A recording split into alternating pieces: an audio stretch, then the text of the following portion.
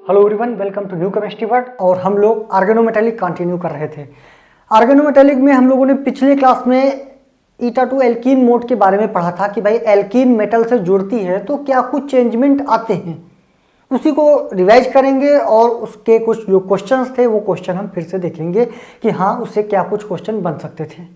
क्या क्या किया था पिछली क्लास में, उसके पहले उसकी पिछली क्लास का अगर रिवीजन करें तो हम लोगों ने 2-3 कॉन्सेप्ट सीखे थे। क्या? पाई बैक बॉन्डिंग का कॉन्सेप्ट, यानी पाई बैक बॉन्डिंग होगी तो मेटल कार्बन बॉन्ड स्ट्रांग होगा, मेटल कार्बन बॉन्ड स्ट्रांग होगा तो CO बॉन्ड वीक होगा। दूसरी बात बोले तो पाई बैक बॉन्डिंग अगर कम होगी तो मेटल कार्बन बॉन्ड वीक होगा और CO बॉन्ड स्ट्रांग होगा। ठीक, चाहे तो वीक और स्ट्रांग के टर्म में बोल दो और चाहे तो बोल दो लार्ज और स्मॉल या शॉर्ट के टर्म में बोल दो। तो ये बात हम लोग पीछे कर चुके थे। अब क्या कहानी पढ़नी है, मेटल और एल्कीन को आपस में हमें जोड़ना है। क्या कुछ करना है, देखो भाई हमारे पास ये एल्कीन थी H H H H, इसको मेटल के साथ जोड़ना है। क्या कुछ अंतर आएगा, क्या बॉन्ड डिस्टेंस में चेंज आएगा, यही सारा कुछ हमें पढ़ना था। हम लोगों ने कहा कि नॉर्मल एल्कीन जब होती है तो उसकी जो लेंथ होती है 1.32 एंगस्ट्रॉम, यानी इस लेंथ की उन्होंने बात किया था। लेकिन क्या फर्क पड़ेगा अगर मेटल को एल्कीन के साथ जोड़ दिया जाए, या मेटल है और एल्कीन है इनको आपस में जोड़ा जाए। आपस में जोड़ने की जब बात आई तो ये जब बॉन्ड बना, ईटा टू मोड से जुड़ा, तो क्या ये वाली डिस्टेंस CC डिस्टेंस कम होगी या ज्यादा होगी, और अगर कम ज्यादा होगी तो कैसे होगी, क्यों होगी। हम लोगों ने क्या सीखा था, हम लोगों ने कहा कि भाई एल्कीन है, एल्कीन है, एल्कीन के पास पाई होते हैं और पाई स्टार होते हैं। तो हमने कहा पाई होते हैं और पाई स्टार होते हैं। अब एल्कीन में 2 इलेक्ट्रॉन होते हैं, हमने कहा 2 इलेक्ट्रॉन ये रखे हुए हैं। अब अगर एल्कीन मेटल के साथ जुड़ेगी तो सीधी सी बात है मेटल अपने इलेक्ट्रॉन डेंसिटी एल्कीन को देगा, तो वो इलेक्ट्रॉन डेंसिटी एल्कीन कहां पे एक्सेप्ट करेगी, क्योंकि उसका पाई तो भरा हुआ है। तो इलेक्ट्रॉन डेंसिटी जो भी आएगा वो हमारा पाई स्टार में जाएगा, यानी इलेक्ट्रॉन एंटरिंग एंटी बॉन्डिंग में जाएगा, पाई स्टार में जाएगा। और जैसे ही पाई स्टार में जाएगा तो जो एल्कीन का बॉन्ड ऑर्डर था, फार्मूला क्या होता है, bonding minus anti bonding divide by 2, और एंटी बॉन्डिंग में अगर चला गया तो बॉन्ड ऑर्डर उसका कम हो गया। अब मान लो बॉन्ड ऑर्डर 3 था पहले, 3 से बॉन्ड ऑर्डर 1 आ गया तो बॉन्ड ऑर्डर क्या हुआ, कम हुआ। और बॉन्ड ऑर्डर अगर हमारा कम हुआ तो बॉन्ड क्या होगा, वीक होगा। और बॉन्ड वीक होगा तो मतलब बॉन्ड लंबा होगा। हम लोग पहले से यही एक धारणा बनाए हुए हैं कि जैसे ये पेन है, इसको तोड़ना आसान, हम यहां से पकड़ के तोड़ सकते हैं। लेकिन अगर इसी पेन का कैप हमको दे दिया जाए तो इतना बड़ा मान लो कैप था, उस कैप को तोड़ना हमको मुश्किल है। यानी बॉन्ड अगर बड़ा है तो तोड़ना आसान है, बॉन्ड अगर छोटा है तो तोड़ना मुश्किल है। तो क्या पता चला कि भाई electron inter into anti bonding of alkene, और जैसे ही एंटी बॉन्डिंग में जाता है तो बॉन्ड लेंथ उसकी इंक्रीज हो जाती है। तो ये कहानी थी हमारी। अब उसके बाद क्या हुआ, उसके बाद हुआ कि चलो ठीक है, हमें ये पता चला कि जो एल्कीन नॉर्मल होती है 1.32 एंगस्ट्रॉम के बराबर होती है, लेकिन CC बॉन्ड लेंथ, लेकिन जब वो मेटल के साथ कोऑर्डिनेट कर जाती है, बॉन्ड बना लेती है, तो उसकी जो बॉन्ड लेंथ है वो बढ़ जाती है। अब कितना बढ़ जाती है, तो हम लोगों ने कहा कि उसकी डिस्टेंस 1.35 से 1.53, 1.35 से 1.53 एंगस्ट्रॉम के बीच हो जाती है। इतना तो पता चल गया कि इसकी नॉर्मल में 1.32 एंगस्ट्रॉम थी, लेकिन जब मेटल से जुड़ा तो 1.32 से 1.53 के बीच में हो जाती है। तो ठीक है भाई, मान लिया हमने, हो गई। अब बात आती है आगे हमें क्या पढ़ना है, आगे कैसे क्वेश्चन देगा।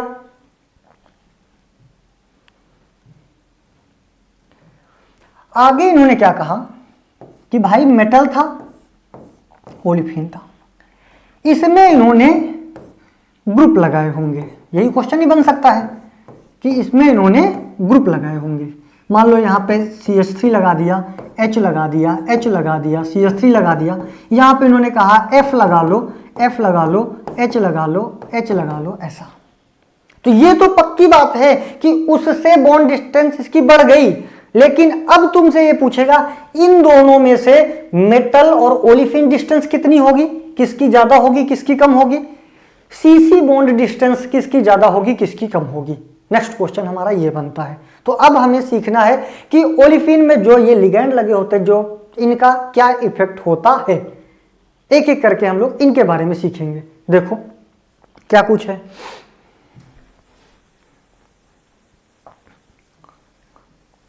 उससे पहले ये जानो कि मेटल था, ये था H था S था, यहां पे मान लो ये बॉन्ड बनने को रेडी होने जा रहा है ओलिफिन में। पाई बैक बॉन्डिंग का यहां पे क्या कॉन्सेप्ट है, क्या कह रहे हैं कि अगर पाई बैक बॉन्डिंग होती है मेटल और ओलिफिन के बीच, अगर पाई बैक बॉन्डिंग होती है तो मेटल ओलिफिन बॉन्ड स्ट्रांग होगा और सीसी बॉन्ड वीक होगा। यानी जैसे वहां पढ़ के आए थे कि मेटल कार्बन बॉन्ड स्ट्रांग होगा, सीओ बॉन्ड वीक होगा, तो सेम वही हाल यहां भी है कि अगर पाई बैक बॉन्डिंग होती है तो मेटल ओलिफिन बॉन्ड स्ट्रांग होगा, और बॉन्ड स्ट्रांग होगा मतलब बॉन्ड छोटा होगा, और ठीक उसी समय में सीसी बॉन्ड वीक होगा, इसका मतलब सीसी बॉन्ड लंबा हो जाएगा। लिख लेते हैं इसी बात को, क्या कि अगर पाई बैक बॉन्डिंग इंक्रीज होती है, ज्यादा होती है, पाई बैक बॉन्डिंग ज्यादा होती है तो मेटल ओलिफिनिक बॉन्ड स्ट्रांग होगा, मेटल ओलिफिनिक बॉन्ड स्ट्रांग होगा। अब चाहे कहो मेटल ओलिफिनिक बॉन्ड स्ट्रांग और चाहे कह दो मेटल ओलिफिनिक बॉन्ड शॉर्ट, दोनों बातें एक ही हैं। और ठीक उसी समय में सीसी बॉन्ड यानी कार्बन का रंग ओलिफिन का सीसी बॉन्ड हमारा वीक होगा। अब चाहे कहो वीक और चाहे कह दो लार्ज, ये कॉन्सेप्ट लगा। अब हमें क्या सीखना है, अब हमें उसी टाइप के 4-5 क्वेश्चन दे देगा, 4 ऑप्शन दे देगा और बोलेगा बताओ किसमें सीसी बॉन्ड लेंथ ज्यादा है, किसमें मेटल ओलिफिनिक बॉन्ड लेंथ ज्यादा है। उनको कैसे सीखना है वो भी देखो। कह रहे हैं C डबल बॉन्ड C, यहां पे लगा हुआ है CH3, यहां पे H, यहां पे H, यहां पे H। अब यहां पे लगा C डबल बॉन्ड C, यहां पे F, यहां पे F, यहां पे H, यहां पे H। क्या कुछ सीखना है, हमें सीखना है अगर मेटल इनसे जुड़ना चाहे, अगर मेटल इनसे जुड़ना चाहे तो किस केस में अच्छा जुड़ेगा, किस केस में पाई बैक बॉन्डिंग ज्यादा होगी। क्योंकि मेन हमारा कॉन्सेप्ट सिर्फ और सिर्फ एक ही है, हम ये पता लगा ले जाएं कि पाई बैक बॉन्डिंग किस में ज्यादा होती है, और जैसे ही पाई बैक बॉन्डिंग पता चल गया हमारा पूरा कॉन्सेप्ट आसान हो गया। अब यहां पर देखो क्या कहानी है, इधर वाले सीसी है, इधर मेटल टहल रहा है, इधर मेटल टहल रहा है। मेटल बोल रहा है हमें तुमसे बॉन्डिंग करना है, मेटल कह रहा है हमें तुमसे बॉन्डिंग करना है, लेकिन ये क्या कह रहे हैं कि भैया हमारे ऊपर जो ग्रुप लगे हुए हैं वो इलेक्ट्रॉन डोनेटिंग ग्रुप हैं, मतलब इलेक्ट्रॉन दे रहे हैं, खुद ही दे रहे हैं। भाई CH3 क्या करेगा, इससे बोलेगा लो इलेक्ट्रॉन डेंसिटी लो, तुम्हें जितना जरूरत है उतना ले लो। तो ये एल्कीन कहेगा कि मेटल हम तुम्हारे साथ बॉन्ड तो बनाना चाहते हैं, लेकिन हमारे ऊपर एक आफत लगी कि जो लगे हैं वो खुद ही हमको इलेक्ट्रॉन डेंसिटी दे रहे हैं। अब हम कितना कमजोर हो जाएं, हमारे पाई स्टार में ये खुद ही अति मचाए पड़े हैं, ये इलेक्ट्रॉन डेंसिटी भरे पड़े हैं, और ऊपर से तुम भी कह रहे हो कि हमारे साथ बॉन्डिंग बना लो, यानी तुम भी इलेक्ट्रॉन डेंसिटी हमको दे दोगे। अब हमारा बॉन्डर कितना हो जाए, 0 से नीचे चला जाए, माइनस हो जाए, क्या चाहते हो। यानी इनके पास इलेक्ट्रॉन की अधिकता हो गई, तो क्या पाई एक्सेप्टिंग टेंडेंसी इनके पास बची कुछ, तो बोले नहीं। क्यों, क्योंकि इनके पास जो ग्रुप लगे हुए हैं खुद ही कह रहे हैं तुम्हें जितनी जरूरत हो तुम बताओ, हम तुम्हें इलेक्ट्रॉन डेंसिटी दे रहे हैं। अब उसी समय ये टहल रहे हैं, इनके पास मेटल गया, मेटल बोला हमें तुमसे बॉन्डिंग करनी है, तो ये क्या बोले हम तो तैयार ही हैं करने के लिए, क्योंकि हमारे पास जो इलेक्ट्रॉन डेंसिटी थी वो फ्लोरीन खींचे ले रहे हैं।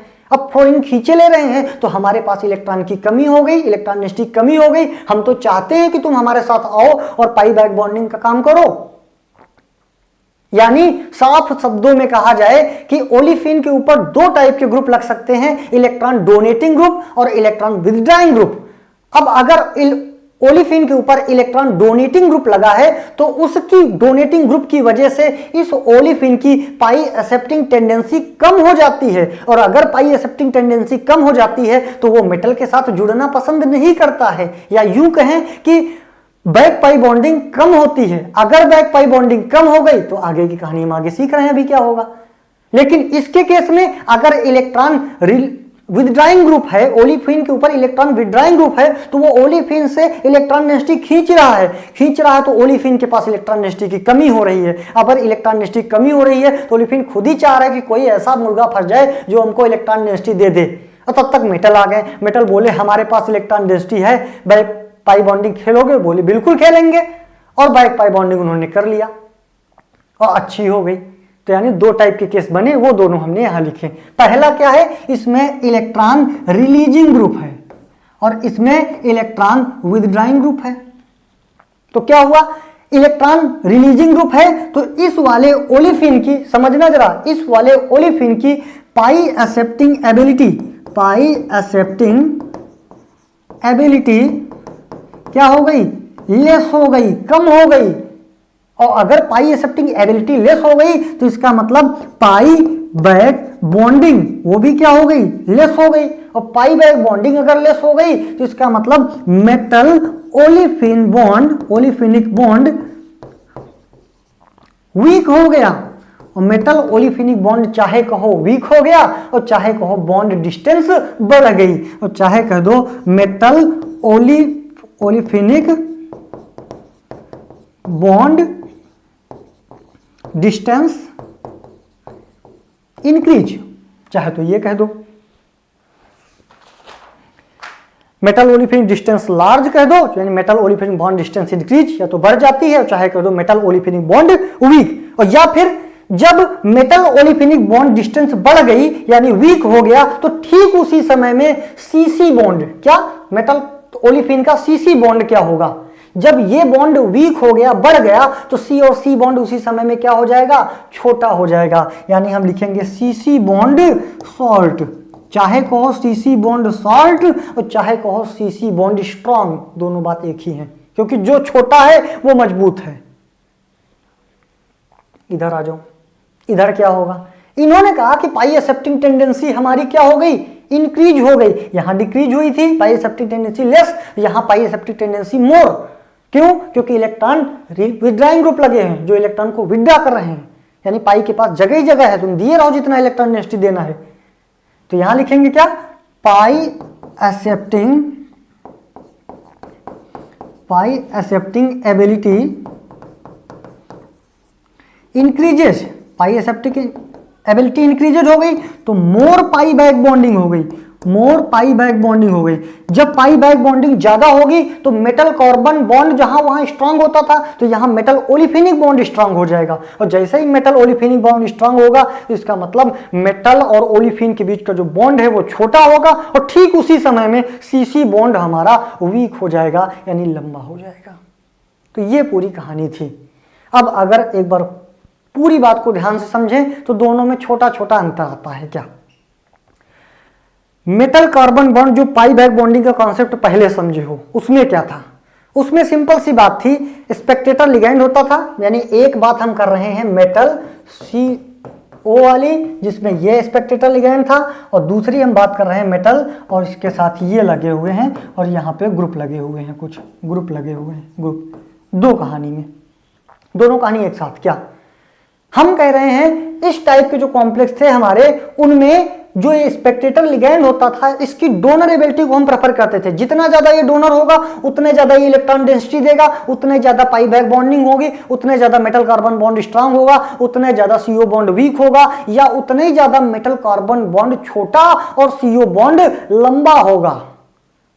ये पढ़े थे। लेकिन यहां के केस में क्या पढ़ रहे हैं कि मेटल और ओलिफिनिक बॉन्ड में कॉन्सेप्ट वही है कि पाई बैक बॉन्डिंग ज्यादा होगी तो मेटल ओलिफिनिक बॉन्ड, यानी जब पाई बैक बॉन्डिंग ज्यादा होने पे मेटल कार्बन बॉन्ड स्ट्रांग होता था यहां पे, और सेम उसी समय में पाई बैक बॉन्डिंग होने पे मेटल ओलिफिनिक बॉन्ड स्ट्रांग होता है, यानी मेटल कार्बन और मेटल ओलिफिनिक को दोनों को बताया गया है। इसमें जो बात CO के लिए कही गई है वही बात CC के लिए बोल दी गई है। तो पाई बैक बॉन्डिंग ज्यादा होने से metal carbon bond, metal olefinic bond strong होगा, CC बॉन्ड वीक होगा। कब ज्यादा, यहां पे डोनर एबिलिटी को प्रेफर किए थे, लेकिन यहां पे किसको प्रेफर कर रहे हैं, यहां ओलिफिनिक की बात हो रही है। यदि ओलिफिन में जो ग्रुप लगे हैं उसमें अगर उस ग्रुप में हमारा एक्सेप्टर है, यानी कोई खींचू ग्रुप लगा है, इलेक्ट्रॉन रिलीज करने वाला ना, इलेक्ट्रॉन विदड्राइंग करने वाला, विदड्रा करने वाला। तो अगर इलेक्ट्रॉन विदड्रा करेगा तो इसके पास भूख होगी, चाहत होगी पाई इलेक्ट्रॉन की। जब इसके पास चाहत होगी तभी तो इससे इलेक्ट्रॉन डेंसिटी का खेल खेलेगा। यानी अगर यहां पे इलेक्ट्रॉन विदड्राइंग ग्रुप लगे हैं तो इस पे पाई बैक बॉन्डिंग ज्यादा होगी, अगर इसमें इलेक्ट्रॉन डोनेटिंग ग्रुप लगे हैं तो इसका मतलब इसमें पाई बैक बॉन्डिंग कम होगी, और पाई बैक बॉन्डिंग ज्यादा होगी तो मेटल ओलिफिनिक बॉन्ड स्ट्रांग होगा, छोटा होगा, सीसी बॉन्ड वीक होगा, लंबा होगा। बस ये कॉन्सेप्ट था हमारा, इतना हम लोग देखे थे। अब इसके बाद एग्जाम्पल देख लेते हैं, क्या कुछ हमारे एग्जाम्पल हैं। दूसरा, एक तो पहला फैक्टर था इलेक्ट्रॉन रिलीजिंग ग्रुप और इलेक्ट्रॉन डोनेटिंग ग्रुप का। दूसरा फैक्टर जो आता है वो आता है मेटल की ऑक्सीडेशन स्टेट से। जो पिछला कॉन्सेप्ट था सेम वही यहां भी कॉन्सेप्ट है। अब मेटल के पास अगर ऑक्सीडेशन स्टेट कम होगी तभी तो वो इलेक्ट्रॉन दे पाएगा। अब तुम्हारे पास तुम खुद ही पहले से उधारी चढ़े हो, मतलब तुम अपना सब कुछ दान दिए, उसके बाद कहां दे सकते हो। यानी एक के पास M+ में है, दूसरा M+3 में है, M+4 में है, तो M+4 वाला तो पहले ही दे चुका 4-5 इलेक्ट्रॉन अपने, तो M+ वाला ज्यादा इलेक्ट्रॉन देगा, ज्यादा पाई बैक बॉन्डिंग को प्रेफर करेगा। तो उसमें तो वही कॉन्सेप्ट चलता है कि मेटल की ऑक्सीडेशन स्टेट हमारी लो होनी चाहिए, सीधी सी बात है, लो होनी ही चाहिए, हाई होने से कोई फर्क नहीं पड़ेगा। नेक्स्ट आता है थर्ड कॉन्सेप्ट आता है हमारा स्पेक्टेटर लिगैंड का। स्पेक्टेटर लिगैंड, यहां भी स्पेक्टेटर लिगैंड का क्या काम है भाई। लिगैंड है, मेटल है, ओलिफिन है, लिगैंड है, मेटल है, ओलिफिन है, इसको यहां से बॉन्ड बनाने हैं। हमने यहां वाले ग्रुप का काम पढ़ लिया, क्या रिजल्ट निकला कि इलेक्ट्रॉन विदड्राइंग ग्रुप होगा तब ज्यादा पाई बैक बॉन्डिंग होगी। हमने मेटल की बात पढ़ ली कि मेटल की ऑक्सीडेशन स्टेट कम होनी चाहिए। अब हम बढ़ते हैं स्पेक्टेटर लिगैंड की तरफ। ये क्या है, ये हमारे एक्टर हैं, और ये हमारे क्या है, स्पेक्टेटर लिगैंड है। ये हमारे स्पेक्टेटर लिगैंड है। अब बात आती है कि हाँ जी स्पेक्टेटर लिगैंड का क्या काम होना चाहिए। तो पता ये चला मेटल को चाहिए इलेक्ट्रॉन डेंसिटी ज्यादा, क्योंकि भाई मेटल के पास अगर इलेक्ट्रॉन डेंसिटी होगा तभी ये अपना इंटरेस्ट दिखाएगा ओलिफिन की तरफ। अब मेटल के पास इलेक्ट्रॉन डेंसिटी ही नहीं है तो कहां से ओलिफिन की तरफ भागा भागा चला जाएगा। यानी जो स्पेक्टेटर लिगैंड है वो डोनर होने चाहिए। Spectator ligand should be donor.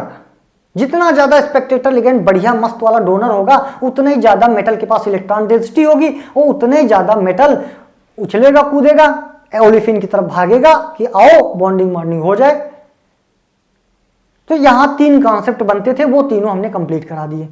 एक बार में तीनों याद करने हो, ओलिफिन के ऊपर जो भी ग्रुप लगे हों वो इलेक्ट्रॉन विदड्रा करने वाले हों, मेटल की ऑक्सीडेशन स्टेट कम होनी चाहिए, स्पेक्टेटर लिगैंड डोनर होना चाहिए, काम खत्म। ये थी ओलिफिन की कहानी। तो अब हम लोग एग्जांपल करके देखते हैं कि इसमें क्या कुछ क्वेश्चन बन सकते हैं। टाइप फर्स्ट एग्जांपल हम देखते हैं कि हमारा फर्स्ट टाइप का एग्जांपल क्या बन सकता है। जैसे उन्होंने कहा कि PPH3 है, मेटल है, और ये हमारा ओलिफिन लगा हुआ है। दूसरा इन्होंने केस दिया कि PF3 है, मेटल लगा हुआ है, और ये हमारा ओलिफिन लगा हुआ है। एक तो इस टाइप का एग्जांपल बन सकता है जिसमें मेटल तो सेम ही रहेगा, इसमें ओलिफिन भी सेम है, बस स्पेक्टेटर लिगैंड पे बात डिपेंड कर रही है। और हमें फोकस किस बात पे करना है, किसी भी तरह कुछ भी जुगाड़ लगा के जो 3 कॉन्सेप्ट पढ़े थे उन सबको अप्लाई करके बस इतना पता लगा ले जाएं कि भाई डोनर एबिलिटी किसमें ज्यादा है। डोनर एबिलिटी पता लग गई तो पाई बैक बॉन्डिंग पता लग जाएगी, पाई बैक बॉन्डिंग पता लग गई, हमारा पूरा काम हो जाएगा। यानी हमारा पूरा फोकस क्या है कि भाई डोनर एबिलिटी पता लगा लो किसकी ज्यादा है। अब पाई बैक बॉन्डिंग होने के लिए डोनर एबिलिटी ज्यादा होनी चाहिए। Metal same, olefin same, Spectator ligand क्या कहता है बेटर डोनर कौन है, PPH3 है या PF3 है। आंख बंद करके इतनी क्लासेस कर चुके हो, सीधा सीधा आपको पता है कि PPH3 is better donor compare to PF3।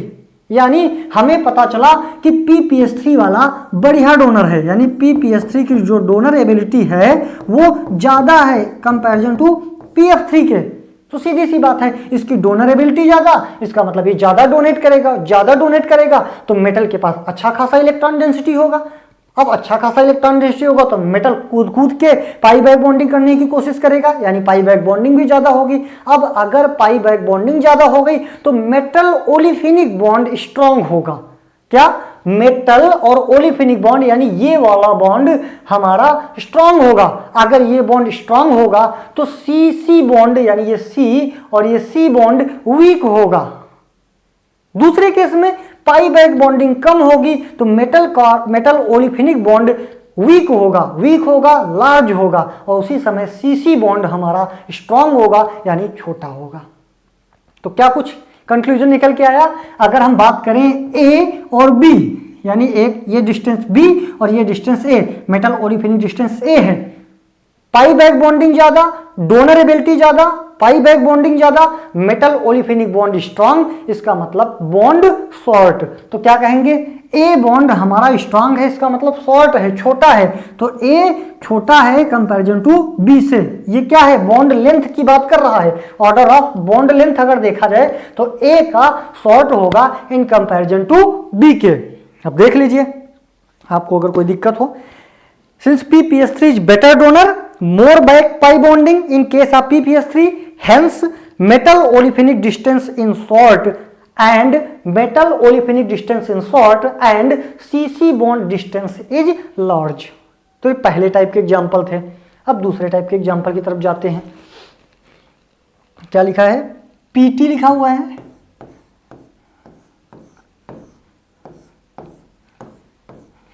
दूसरा भी हमारा PT है,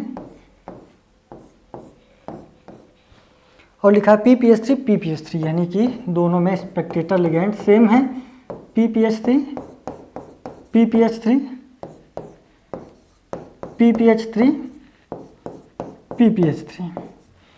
ओलिफिन में हाइड्रोजन लिखा हुआ है, हाइड्रोजन,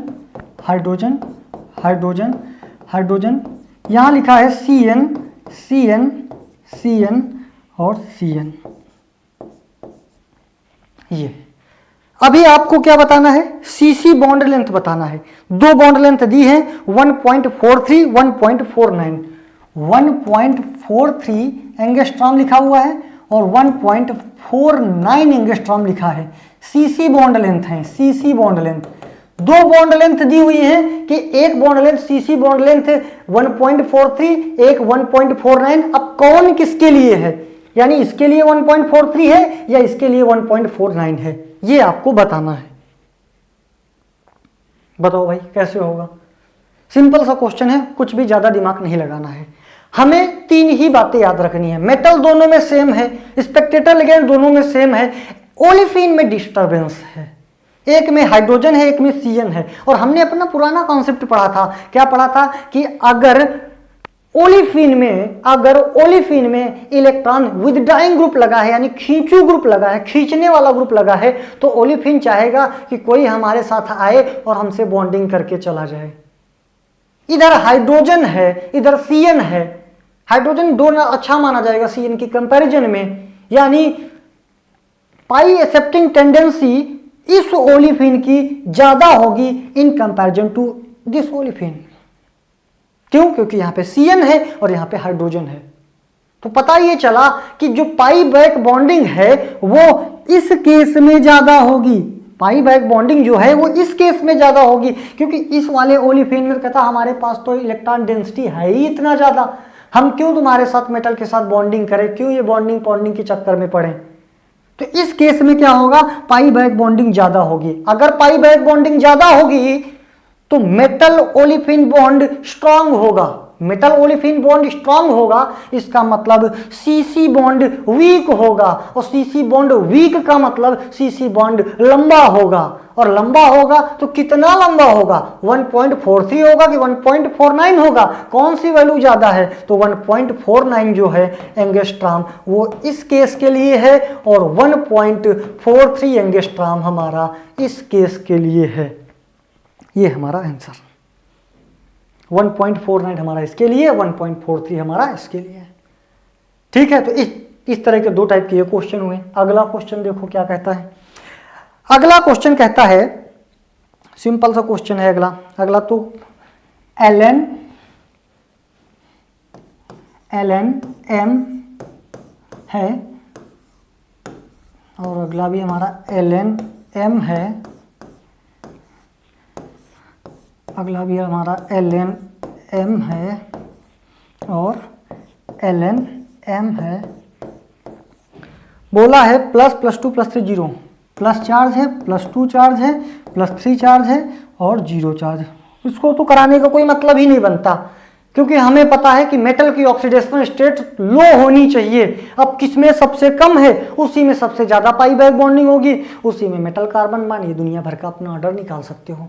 अगर आपसे कोई पूछे पाई बैक बॉन्डिंग का ऑर्डर बता दो, तो पहले इसमें, फिर इसमें, फिर इसमें, फिर इसमें, यानी पहले 4, फिर 1, फिर 2, फिर 3। ये कौन सा ऑर्डर है? ये है order of pi back bonding, order of pi back bonding. अगर आपसे पूछे मेटल ओलिफिन बॉन्ड का स्ट्रॉन्ग का ऑर्डर बता दो, तो सेम यही ऑर्डर। अगर आपसे कोई पूछे सीसी बॉन्ड किसमें ज्यादा होगा, तो जस्ट इसका उल्टा ऑर्डर, बस ये लगा सकते हो। अगला देखो क्वेश्चन क्या कह रहा है। अगला कह रहा है पीटी है हमारे पास, पीटी है और एक ओलिफिन हमारी ये जुड़ी हुई है, दूसरा ओलिफिन हमारा ये जुड़ा हुआ है और तीसरा ओलिफिन हमारा ये जुड़ा हुआ है। इसमें है हाइड्रोजन हाइड्रोजन, इसमें है हाइड्रोजन हाइड्रोजन, नेक्स्ट है हाइड्रोजन हाइड्रोजन,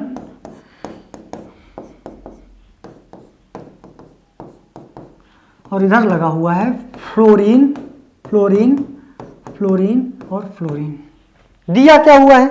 दिया है 1.44 1.36 सीसी, यानी सीसी बॉन्ड डिस्टेंस दी हुई है 1.44 1.36 एंगस्ट्रॉम।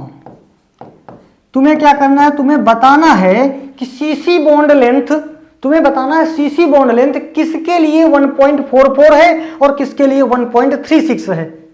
देखो ये और ये दोनों तो सेम ही हैं, बस तुम्हें या तो इसमें फर्क कर दो, जब जो ये होगा वही यही होगा, क्योंकि सेम टू सेम है। ठीक है, तो घबराने के लिए तुम्हें दिया गया, कितना बड़ा स्ट्रक्चर बना के दे दिया उसने। मेन कंपैरिजन हम मानते चलो इसका और इसका है। क्या करना है? सेम वही कॉन्सेप्ट करना है कि तुम्हें पता लगाना है पाई बैक बॉन्डिंग किस केस में ज्यादा होगी।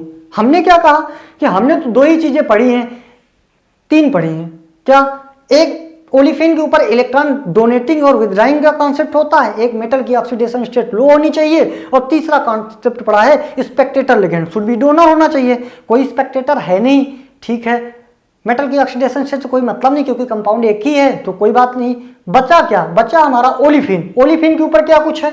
Electron releasing group, withdrawing group, donating group, यही सब कॉन्सेप्ट लगेगा। यानी हम इनका और इनका कंपैरिजन करते हैं। पता क्या लगाते हैं? और हमने ये भी पढ़ा है कि जो ओलिफिन है उसके ऊपर अगर इलेक्ट्रॉन विदड्राइंग वाला ग्रुप लगा हुआ है, यानी ऐसा खींचू ग्रुप लगा है जो इलेक्ट्रॉन नेगेटिव खींच लेता है, तो ओलिफिन की पाई एक्सेप्टिंग टेंडेंसी बढ़ जाती है और बड़ा मस्त तरीके से वो बॉन्डिंग यानी बैक पाई बॉन्डिंग का खेल खेलती है। अब इस केस में फ्लोरीन है, इसका मतलब इस वाली ओलिफिन की बॉन्ड बनाने की क्षमता, पाई बॉन्डिंग करने की क्षमता ज्यादा होगी। अब पाई बैक बॉन्डिंग की टेंडेंसी इसमें ज्यादा होगी, पाई बैक बॉन्डिंग करने की टेंडेंसी इसमें ज्यादा होगी। तो जब पाई बैक बॉन्डिंग ज्यादा होगी तो मेटल और ओलिफिन बॉन्ड स्ट्रांग होगा। अब मेटल ओलिफिन बॉन्ड अगर स्ट्रांग हो गया तो सीसी बॉन्ड वीक होगा, और सीसी बॉन्ड वीक होने का मतलब ही क्या है? लंबा होगा। अब लंबा होगा तो कितना लंबा होगा भैया? ये 1.44 होगा और ये 1.36 होगा, बात खत्म बस। और इसमें कौन सा बहुत बड़ा पहाड़ उखाड़ के रख देना है? 1.44 1.36। अब उसी समय में इन्होंने एक डेटा और दिया है 1.92 एंगस्ट्रॉम और दूसरा दिया है 2.25 एंगस्ट्रॉम। ये इन्होंने कहा है मेटल और ओलिफिनिक के बीच में बता दो। तो कुछ बचा ही नहीं बताने के लिए। क्या? क्योंकि मेटल इस वाले में से पाई बैक बॉन्डिंग ज्यादा हो रही है, इसका मतलब मेटल ओलिफिनिक बॉन्ड मजबूत होगा, मजबूत होगा तो छोटू होगा, छोटू होगा तो वैल्यू 1.92 होगा, ये 1.92 और ये 2.25 एंगस्ट्रॉम। एंगस्ट्रॉम खत्म कहानी। ऐसा भी क्वेश्चन अगर आ गया तो कर ले जाएंगे, बिल्कुल कर ले जाएंगे, कोई दिक्कत नहीं है। तो ये कहानी थी हमारी मेटल ओलिफिनिक के बारे में जानकारी। यानी ओलिफिन जब मेटल से जुड़ता है तो क्या कुछ चेंजमेंट आते हैं, तरह तरह के क्वेश्चन आए हुए हैं, आप प्रैक्टिस कर लेंगे। 3 से ज़्यादा कोई कॉन्सेप्ट है नहीं, सारे क्वेश्चन हो जाएंगे। फिर से रिवाइज करना हो तो कर ले। यानी मेटल और ओलिफिनिक का काम भी ठीक उसी तरीके से चलता है जैसे मेटल और कार्बोनिल्स में होता था। यानी सबसे पहली बात, बैक पाई बॉन्डिंग अगर ज़्यादा होगी तो मेटल ओलिफिनिक बॉन्ड स्ट्रांग होगा, बैक पाई बॉन्डिंग कम होगी तो मेटल ओलिफिनिक बॉन्ड वीक होगा। जब बैक पाई बॉन्डिंग ज्यादा होगी तो मेटल ओलिफिनिक बॉन्ड स्ट्रांग होगा, तो ठीक उसी समय में सीसी बॉन्ड वीक होगा। यानी यूं कहें हमारे पास 3 कॉन्सेप्ट हैं। सबसे पहला कि जो ओलिफिन है वो कैसी कंडीशन में है, उसको पाई एक्सेप्टर होना चाहिए। पाई एक्सेप्टर तब होगी जब उसके पास जो ग्रुप लगे हैं वो विड्राइंग वाले ग्रुप लगे हो। दूसरी कंडीशन, मेटल का ऑक्सीडेशन स्टेट लो होना चाहिए। तीसरी condition, acceptor ligand should be donor होना चाहिए। तो मिलते हैं नेक्स्ट वीडियो में। Thank you so much, thank you for watching.